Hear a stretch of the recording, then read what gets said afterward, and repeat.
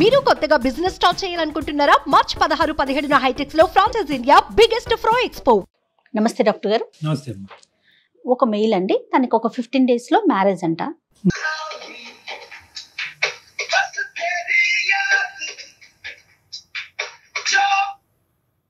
Hello hello Rahul గారండి? Hello, ఎవరు? నేను జయానండి, అందమైన జీవితం ప్రోగ్రామ్ నుంచి కాల్ చేస్తున్నాను. హలో మేడం, నమస్తే మేడం. నమస్తే అండి. నమస్తే రాహుల్ గారు. మేడం మేడం మీరు ఇంత తొందరగా రియాక్ట్ అవుతారు అనుకోలేదు మేడం. మీ మెయిల్ చూసి వెంటనే మాట్లాడాలి అని చెప్పి ఇమీడియట్ గా స్టార్ట్ చేశామండి కాల్ చేయటం. నేను అయితే డాక్టర్ గారు ఉన్నారు, డాక్టర్ కళ్యాణ్ చక్రవర్తి గారు కూడా ఉన్నారు స్టూడియోలో. ఒక్కసారి మీ thank you so much madam for calling. మీ కాల్ కోసం వెయిట్ చేస్తున్నాను మేడం. ఎప్పుడు కాల్ చేస్తారా, ఎప్పుడు మాట్లాడదామా? అదే డాక్టర్ గారు ఇచ్చే ఒక చిన్న సలహా లేకుంటే సూచన, జీవితంలో ఒక మలుపు తిరగొచ్చు అనే ఒక ఉద్దేశమేనండి. దానికోసమే ఈ ప్రోగ్రాము మీకు ఇమీడియట్ గా కాల్ చేయటం ఉద్దేశం కూడా అదేనండి. ఒక్కసారి మాట్లాడండి డాక్టర్ గారితో.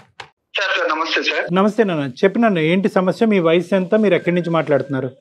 సార్ నా పేరు రాహుల్ సార్. నాకు 29 years సార్. నేను వైజాగ్ నుంచి కాల్ చేస్తున్నాను sir. Okay. I'm working as a software engineer sir. 1.5 and above నేను take home every month sir. Super super. Very good. Sir actually నా బాధ ఏంటంటే సార్, నేను ఎందుకు మెయిల్ చేశానంటే సార్, నేను ఎన్నో సంబంధాలు చూసాను సార్, కానీ ఏది నచ్చలేదు. నేను రీసెంట్ గా ఒక సంబంధం చూసాను సార్. ఆ అమ్మాయి బాగా నచ్చింది సార్ నాకు.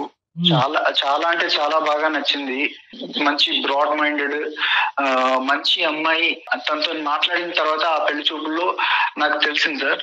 నేను ఆ పెళ్లి చూపులు అయిపోయిన తర్వాత ఒక 7 to 8 times ఫోన్ లో కూడా మాట్లాడాను సార్ అమ్మాయితోని.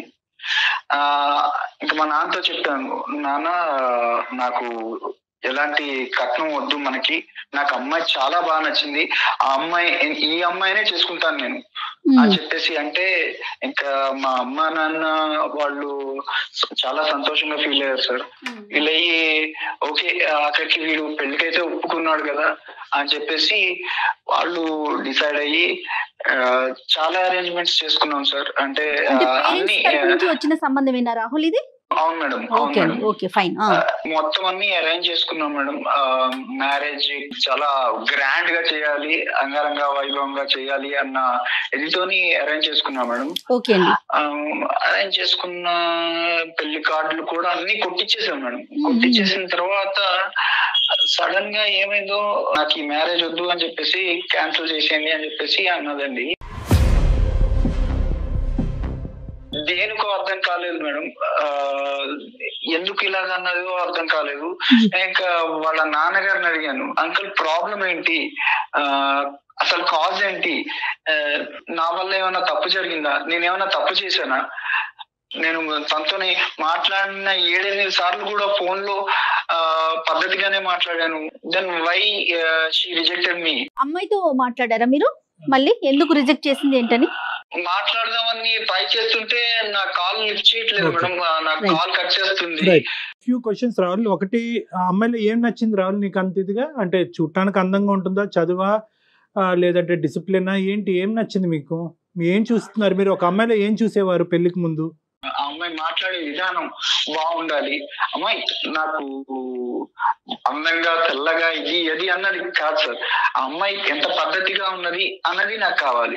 దానికోసం అని ఆ అమ్మాయి పెళ్లి చూపుల్లో ఎంత పద్ధతిగా ఉందో, ఎంత పద్ధతిగా మాట్లాడిందో, ఆ డిసిప్లిన్ అదంతా చూసి కూడా నాకు చాలా బాగా నచ్చేసింది సార్. ఇప్పుడు మీరు మాకు చేయడానికి కారణం ఏంటి నాన్న? Why did you call us? I humbly request, please sir, నాకు ఆ అమ్మాయి ఎలాగైనా కావాలి. మీరు నా తరపు నుంచి ఆ అమ్మాయికి కాల్ చేసి కాజ్ ఏంటో కనుక్కొని నాకు మళ్ళీ ఆ అమ్మాయి నన్ను ఒప్పుకొని నన్ను పెళ్లి చేసుకునేలా చేస్తారు అన్న ఇంటెన్షన్ తోని నేను ప్లీజ్ హెల్ప్ మీ సార్. పెళ్లి కుదిరిన తర్వాత ఇలాగ వెనకడుగు వేయటం ఎంతో బలమైన కారణం ఉంటే తప్ప ఇలా వెనకడుగు వేయటం అనేది అబ్సల్యూట్లీ తప్పు నాన్న. అది నెంబర్ 1. ఫస్ట్ మనం కారణం కనుక్కోవాలి. నెంబర్ 2 మోస్ట్ ఇంపార్టెంట్ ఏంటంటే, కలుస్తారా లేదా అనేటటువంటిది మా చేతుల్లో ఉండదు. ఓకే, మేము మాట్లాడతాం, కారణం కనుక్కుంటాం, దాన్ని బట్టి ఒక కౌన్సిలింగ్ అనేటటువంటి చేద్దాము. అవుతుందా లేదా అనేటటువంటిది మనం పరిస్థితి బట్టి ఆలోచిద్దాం. ఈ మధ్యలో మీరు ఎప్పుడు కలవలేదండి డైరెక్ట్ గా? అంటే బట్టలు కొనడానికి పెళ్లి పనుల మీద ఎక్కడైనా మధ్యలో కలిసారా రాహుల్ ఒక్కసారైనా? లేదు మేడం, అంటే ఫోన్ లో తప్ప డైరెక్ట్ గా కలవలేదు మేడం. కలుపుదాం. ఓకే, ఫోన్ నెంబర్ ఉందా నాన్న? ఉంది సార్, ఉంది సార్. ఒకసారి నాకు మెసేజ్ చేయండి, నేను తనతో కాల్ చేస్తాను. ఏమండి, తన నెంబర్ మనం ఎందుకు రివీల్ చేయటం? ఎస్, డాక్టర్ గారు రాహుల్ లైన్ లో ఉన్నారండి. నేను అమ్మాయిని తీసుకుంటాను కాల్లోకి. రాహుల్, మీరు ఏం మాట్లాడకండి, ఒకసారి తనతో మాట్లాడేశాక నేను మిమ్మల్ని లైన్ లోకి తీసుకుంటాను. రైట్? సరే మేడం, సరే మేడం. ఓకే.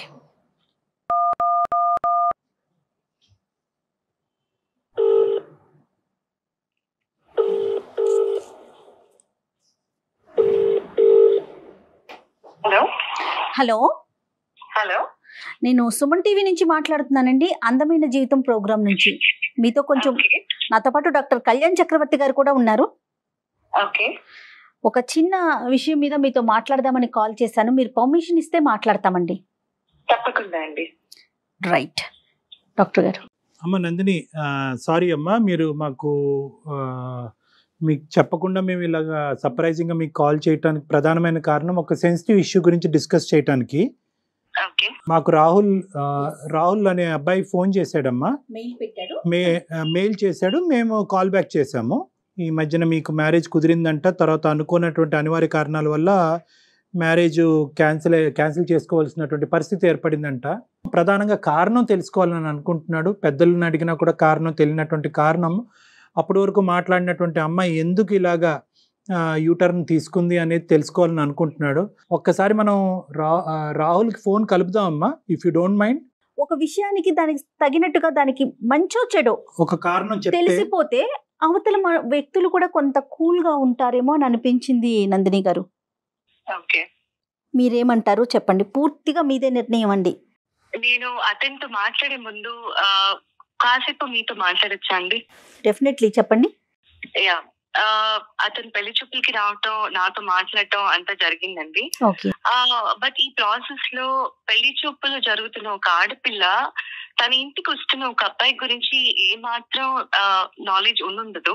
ఒక ఆడపిల్ల ఏం ఆశిస్తుందండి, తన కాబోయే భర్త ఒక మంచివాడు అయి ఉండాలి, ఒక మంచి సంస్కారవంతుడు అయి ఉండాలి.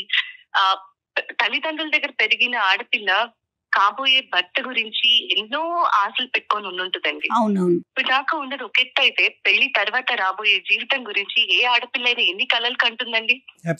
నా తల్లిదండ్రులు ఒక సంబంధం తీసుకొచ్చి, అమ్మ ఒక అబ్బాయి వస్తున్నాడు, నేను చూడటానికి వస్తాడు అని చెప్పినప్పుడు చాలా సంతోషంగా ఎన్నో ఆశలతోటి వచ్చానండి. నేను కూడా యాక్సెప్ట్ చేశాను అబ్బాయిని. వచ్చాడు, నాతో మాట్లాడాడండి. ఈ మాట్లాడే కాన్వర్సేషన్ లో నన్ను మన ఇద్దరం పర్సనల్ గా మాట్లాడుకుందాము అన్నాడు. అన్నప్పుడు తప్పకుండా అన్నాను. లేచి పక్కకు వచ్చాము ఇద్దరము. ఆ మాట్లాడుతున్న కాన్వర్సేషన్ లో అతను ఒక మాట అడిగాడండి. ఒక ఆడపిల్లని, అది ఇష్టపడి లేకపోతే ఖచ్చితంగా ఆ అమ్మాయిని పెళ్లి చేసుకోవాలనుకుని వచ్చిన ఒక అబ్బాయి కాబోయే ఒక భార్య అని అడగాల్సిన మాటేనా కాదా అన్నది నేను చెప్పిన తర్వాత పెద్దవాళ్ళుగా మీరే ఆలోచించండి. చెప్పండి అమ్మా. నేను చెప్పలేకపోతున్నానండి. అయ్యో, ఒక గౌరవ మర్యాద కుటుంబంలో పుట్టి పెరిగిన ఆడపిల్లని నేను చాలా సంస్కారవంతంగా మాట్లాడతాను ఎవరితో అయినా సరే. అలాంటిది నన్ను పట్టుకొని అయ్యో వర్జిన్ అని అడిగాడండి. ఒక భర్తగా అతను నా ఇంటికి వచ్చినప్పుడు అతన్నే నేను పెళ్లి చేసుకోబోతున్నాను అని నేను మనసులో ఫిక్స్ అయిన తర్వాత అయ్యో వర్జిన్ అని అడిగిన ఆ ప్రశ్నకి ఒక ఆడపిల్ల ఎలా రియాక్ట్ అవ్వాలండి? అలాంటి వాడు రేపు నన్ను ఏం చూసుకుంటాడండి? రేపు నేను పాలవాడితో మాట్లాడినా, పేపర్ వాడితో మాట్లాడినా అనుమానిస్తాడు కదా. అలాంటి వాడిని నేను ఎలా పెళ్లి చేసుకోవాలి? తన ఫ్రెండ్స్ వల్ల అయ్యి ఉండొచ్చు, లేదంటే తను పెరిగిన బ్యాక్గ్రౌండ్ అయ్యి ఉండొచ్చు. మేబీ ఇది ట్రెండ్ ఏమో ఈ మధ్య జనాలు ఇలా అడగటాలు, కాబట్టి వాళ్ళు క్యాజువల్ గా అడిగాడేమో అని కూడా అనుకున్నానండి కొద్ది రోజులు నేను. టైం కూడా తీసుకున్నాను. అందుకే ఈ ఒక్క మాట అడిగిన దాని వల్ల నేను ఇంత మనసు చంపుకొని ఈ సంబంధానికి ఒప్పుకోవాలా? నాకేమంత అవసరం? లోపల నేను ఎంత కృషించిపోయానో నాకు తెలిసింది. ఆ మాటకి అతని మొహం చూడాలన్నా, తిరిగి మళ్ళీ అతనితో మాట్లాడాలన్నా నాకు ఎలా మనసు వస్తుంది? సారీ అమ్మా, నిజంగా ఈ అబ్బాయి ఈ మాట నిన్ను అడిగాడని మాకు తెలుసుంటే అసలు మీకు కాలే చేయకుండా ఉండేవాడు. ఎందుకంటే because this ends all conversations. ఈ ఒక్క ప్రశ్న ఏదైతే, ఈ అసభ్యకరమైనటువంటి ప్రశ్న ఏదైతే ఈ అబ్బాయి నిన్ను అడిగాడో, మరి తెలివి ఉండి అడిగాడా, తెలివి తక్కువగా అడిగాడా, మత్తులో అడిగాడో మాకు తెలియదు, కానీ ఏదైతే ఇది అడిగాడో this puts an end to all conversations. పెళ్ళి అనేటటువంటిది కుదిరింది, వెడ్డింగ్ ఇన్విటేషన్స్ వేశారు, అందరినీ పిలుచుకున్నారు, కాబట్టి ఈ కారణం అనేటటువంటిది ప్రపంచానికి తెలియాలి కాబట్టి మేము ఫోన్ చేస్తాం. ఒక 10 నిమిషాలు ఒక మనిషితో మాట్లాడితే చాలు కదా డాక్టర్ గారు, అతని క్యారెక్టర్ ఏంటో, అతని మనస్తత్వం ఏంటో తెలుసుకోవటానికి. కాదమ్మా నందిని, సహజంగా ఏంటంటే ఇలాంటి సినారియోస్లో అబ్బాయిలు అమ్మాయిలను కొన్ని ప్రశ్నలు అడుగుతారు, అమ్మాయిలు అబ్బాయిలను కూడా ప్రశ్నలు అడుగుతారు. అవతల వాళ్ళ సెన్సిటివిటీస్ అర్థం చేసుకుని నీ లైఫ్లో ఎవరైనా ఉన్నారా అనేటటువంటిది ఒక ప్రశ్న అడుగుతారు. నెంబర్ 2, ఆ లైఫ్లో ఉండేటటువంటి వ్యక్తి ఎలా వెళ్ళిపోయారు అనేది అడుగుతారు. డైరెక్ట్గా ఈ ఫిజికల్ ఇంటిమసీకి సంబంధించినటువంటి ఒక అంశాన్ని, చాలా సెన్సిటివ్ అంశం ఒక ఆడపిల్లకి, ఆ అంశం ముట్టుకునేటప్పటికి మీకు చాలా మనసు చాలా హర్టింగ్ అనిపించింది, మనసు విరిగిపోయింది. నందిని, మీరు అనుమతిస్తే ఒక్కసారి రాహుల్ని లైన్లోకి తీసుకుందాం నందిని. అంటే విషయం ఏంటి అనేది అతనికి తెలిసింది అనుకోండి, అతను చేసిన దానికి అతను పశ్చాత్తాపడతాడా, లేకుంటే ఇంకా అది అప్ టు అతని పరిస్థితి. ఈ ఇష్యూని నందిని ఎంత గాయపడినా, ఎంత బాధపడినా ఈ ఇష్యూని క్లోజ్ చేయవలసినటువంటి బాధ్యత మీ మీద ఉంది. ఇది ఓన్లీ పెళ్లి చూపులు, పెళ్లి చేయాలని అనుకోవటం కాదు, ముహూర్తాలు పెట్టుకుని పిలుపులో జరిగినటువంటి ఒక పెళ్లికి ముందు జరిగేటటువంటి ఒక చాలా పెద్ద తంతు. ఇది ఇద్దరు మనుషులకు సంబంధించింది కాదు, 2 కుటుంబాలకు సంబంధించినటువంటి అంశం. ఈ అబ్బాయి ఇలా మాట్లాడినా కూడా అట్లీస్ట్ వాళ్ళ తల్లిదండ్రులకి ఎందుకు ఇది జరిగింది అనే అంశం తెలియాలి. కాబట్టి ఈరోజు మీరు రాహుల్తో మాట్లాడితే బాగుంటుందని నాకు అనిపిస్తుంది. ఓకే, ఒక్కసారి రాహుల్ని నేను కనెక్ట్ చేస్తానండి. రాహుల్ గారు, నేను నందినితో మాట్లాడానండి, డాక్టర్ గారు కూడా మాట్లాడారు. ఒక్కసారి మీతో మాట్లాడతారట. దయచేసి ఇష్యూని పెంచుకోవద్దండి, ఒకసారి ఆవిడ ఏం చెప్తున్నారో వినండి. ఓకే నందిని గారు, రాహుల్ లైన్ లో ఉన్నారండి, మాట్లాడండి. హలో హలో నందిని, నేను రాహుల్. రాహుల్, అది కాదు నందిని, ఎందుకు రిజెక్ట్ చేసావు చెప్తావా నందిని? నువ్వు నాతో ఏమన్నావు? పర్సనల్ గా మాట్లాడడం ఇద్దరం అన్నావా? పెళ్లి చూపులకి తీసుకెళ్ళి మరి అన్నావు కదా. నువ్వు ఇంత చేసి పబ్లిక్ లో పెట్టావు కదా ఇష్యూని. ఇంకా నేను పబ్లిక్ లోకి వచ్చాక కూడా చెప్పకపోతే, నువ్వు నన్ను ఎంత హర్ట్ చేసావు అన్నది చెప్పకపోతే, నలుగురిలో నేను తలదించుకొని బతకాల్సిన అవసరం వస్తుంది. నువ్వేం అడిగావు నన్ను ఒకసారి గుర్తు తెచ్చుకో రాహుల్. వర్జిన్ అని అడిగావు, నన్ను పట్టుకొని నువ్వు వర్జిన్ అని అడుగుతావా? ఏమనుకుంటున్నావు నీ గురించి? ఇదేనా నీ సంస్కారం? ఇదేనా నీ తల్లిదండ్రులకు నేర్పించే నీ సంస్కారం? ఒక్కసారి ఆలోచించలేదా రాహుల్? నన్ను అంత ఇష్టపడ్డానన్నావు కదా రాహుల్, ఇలాంటి మాట అడగాల్సింది ఒక కాబోయే భార్యని. ఇష్టపడిన వాడు ఇలాంటి మాట అడుగుతాడు కాబోయే భార్యని పట్టుకొని? సారీ రాహుల్, నువ్వు నన్ను చాలా బాధ పెట్టావు రాహుల్.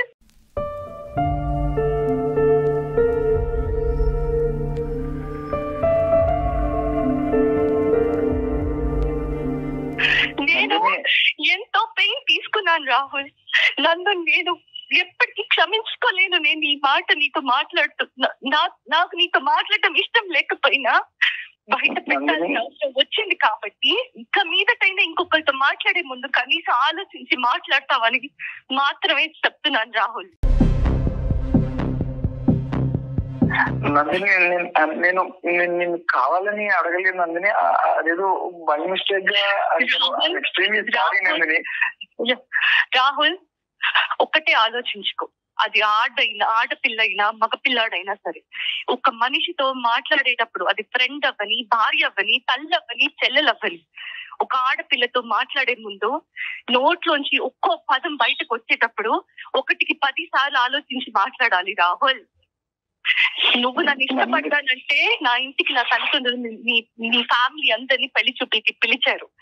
నీ గురించి నీ పేరెంట్స్ గురించి నాకు చెప్పి ఈ పెళ్లి చూపులు జరుగుతున్నాయి అని నన్ను కూర్చోపెట్టినప్పుడు ఒక ఆడపిల్లగా నా కాబోయే భర్తను నేను చూసుకుంటున్నానని ఎంతో ఆశతో నేను వచ్చి కూర్చుంటే పక్కకు పిలిచి అయ్యో వర్జిన్ అని అడుగుతావా? నన్ను చెక్ చేస్తావా నువ్వు? నన్ను అనుమానిస్తున్నావా నువ్వు? గ్రేట్ రాహుల్. ఇదే పని ఇదే ప్రశ్న నేను నిన్ను అడుగున్నా, లేదా నేనే నిన్ను టెస్ట్ చేసుకోమని చెప్పుకుంటే నువ్వు మొహం ఎక్కడ పెట్టుకునేవాడు రాహుల్? నేను నీ స్థానంలో ఉండి ఇదే ప్రశ్న నా నోట్ నుంచి నిన్ను అడుగుంటే నువ్వు నన్ను క్షమిస్తావా? అదొకటే గుర్తుపెట్టుకో రాహుల్, నువ్వు అడిగింది తప్పు. ఇంకెప్పుడు నాతో మాట్లాడాలని కానీ నన్ను కలవాలని కానీ ప్రయత్నించకు. నందిని ప్లీజ్ నందిని, నువ్వు అలా కనుక నువ్వు అంటే చాలా ఇష్టం నందిని. చాలా ఇష్టం అయితేనే ఇలాంటి ప్రశ్న అడుగుతావా రాహుల్? నందిని బై మిస్టేక్ ఏదో అలా జరిగిపోయింది నందిని, అలా అడిగేసాను. కానీ నాకు నువ్వంటే చాలా ఇష్టం నందిని. నువ్వు నేను పెళ్లి చేసుకుంటే నిన్నే చేసుకుంటాను నందిని. Please Nandini, sorry Nandini. రాహుల్ నీది చాలా గొప్ప సంస్కారం. ఇలాంటి సంస్కారహీనులు నాకు అనవసరం రాహుల్. నేను ఆల్రెడీ నిర్ణయం తీసుకున్నాను రాహుల్. కాబట్టి దయచేసి ఇంకోసారి ఈ టాపిక్ ఇంకా నా దగ్గరికి తీసుకురావద్దు. పెద్దవాళ్ళగా వాళ్ళు ఏం చేయాలో చేస్తారు. ఓకే ప్లీజ్ నందిని, నన్ను అర్థం చేసుకో నందిని. రాహుల్ ప్లీజ్ రాహుల్, నువ్వంటే చాలా ఇష్టం నందిని. నేను చేసుకుంటే నేనే చేసుకుంటాను నందిని. ప్లీజ్ నందిని.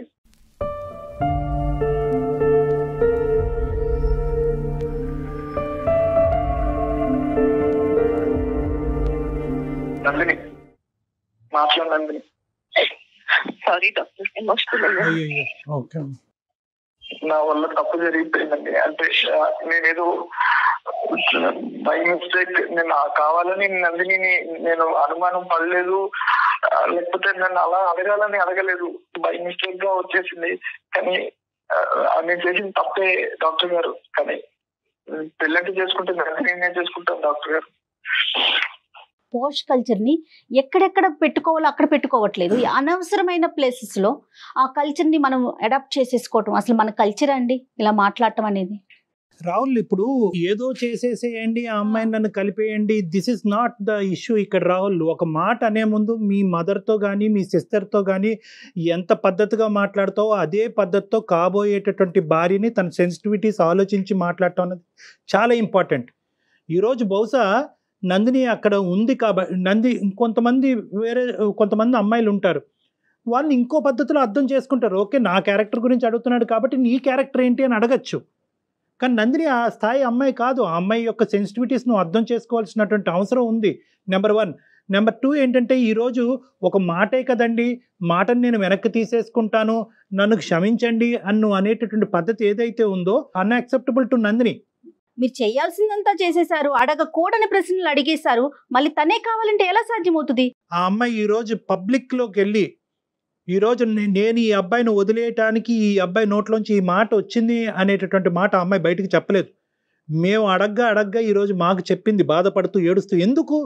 నీ క్యారెక్టర్ని కూడా అక్కడ కాపాడేటటువంటి ప్రయత్నం ఆ అమ్మాయి చేస్తుంది. నీ నోట్లోంచి ఇలాంటి మాటలు ఊడి పడతాయి అనేటటువంటిది అంశం సమాజంలోకి వెళ్తే కనుక నువ్వు చూస్ చేసుకోవటం కాదు, అమ్మాయిలు నిన్ను చూస్ చేసుకోరు. ఒక కఠినమైనటువంటి నిర్ణయం తీసుకుంది అని భావించద్దు. ఎంత కఠినంగా ఆ అమ్మాయి మనసు గాయపడింది అన్నది ఆలోచించాలి. మీరు అమ్మాయి స్థానంలో నిలబడి పెళ్లి కొడుకు తరపున పెళ్లి కూతురు వాళ్ళు, పెళ్లి కూతురు తరపున పెళ్లి కొడుకు వాళ్ళు, ఎలా పేరెంట్స్ పెద్దవాళ్ళు వాళ్ళకి తెలియకుండా వీళ్ళు ఏంటి అనేది ఎంక్వైరీ చేస్తారు, కానీ డైరెక్ట్ గా అడిగేస్తారా ఎవరైనా? నీకు నచ్చినటువంటి అమ్మాయి అని 1కి 10 సార్లు అన్నావు, అక్కడ నువ్వు ఆటోమేటిక్ గా ఏమనుకున్నావు అంటే కనుక నీకు నచ్చింది కాబట్టి ఆ అమ్మాయికి నువ్వు ఆటోమేటిక్ గా నచ్చేసావు అనేటటువంటి అహంకార భావంతో నీ మనసు లోపల ఉండేటటువంటి ఒక ఖచ్చితమైనటువంటి భావం. సో అది ఊరికనే నువ్వు అనలేదు నాన్న, ఊరికనే నోరు జారటం కాదు.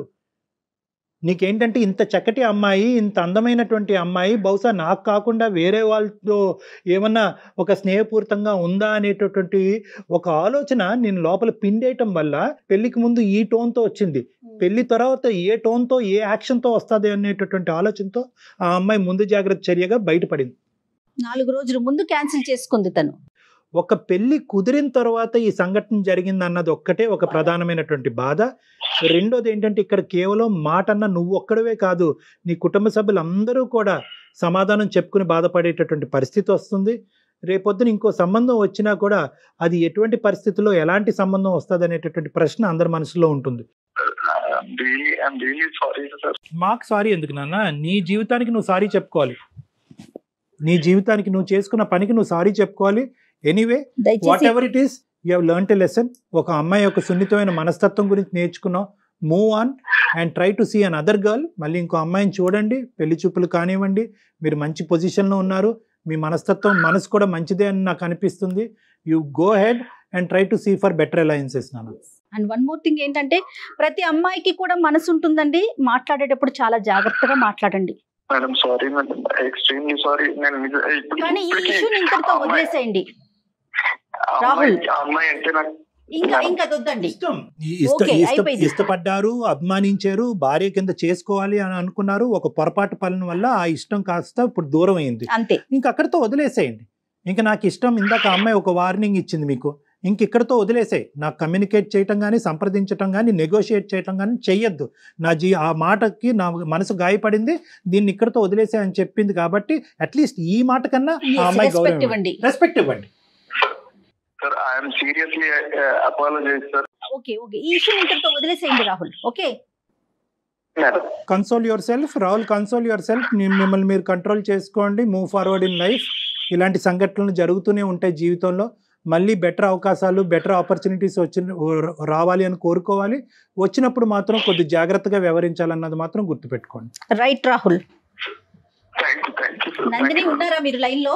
తను కట్ చేసేసింది, తనకి ఇంకా మాట్లాడటం ప్రొలాంగ్ చేయడం నచ్చట్లేదు. రూల్ అవుట్ అయిపోయింది. ఆ విషయం మన అమ్మాయిని కూడా రిక్వెస్ట్ చేయకూడదు, కన్విన్స్ చేయాలని ట్రై చేయకూడదు. అది మన ఇది కాదు.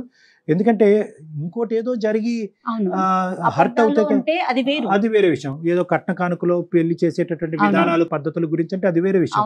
నీ క్యారెక్టర్ లో ప్యూరిటీ ఉందా అని ఒక అడిగేటప్పటికి ఇంకా దానికి మించినటువంటి అస్సలు లేదండి. మంచి నిర్ణయం తీసుకుందనే అనుకోవాలేమో నిజం చెప్పాలి అంటే. రైట్, ఇతను కూడా ఆలోచనలో పడినట్లుగా అనిపిస్తుంది. రైట్ అండి, థ్యాంక్ యూ అండి, నమస్తే. అందమైన జీవితం సమర్పిస్తున్న వారు 49 అంటే సంతోషం, 49 అంటే సంతానం.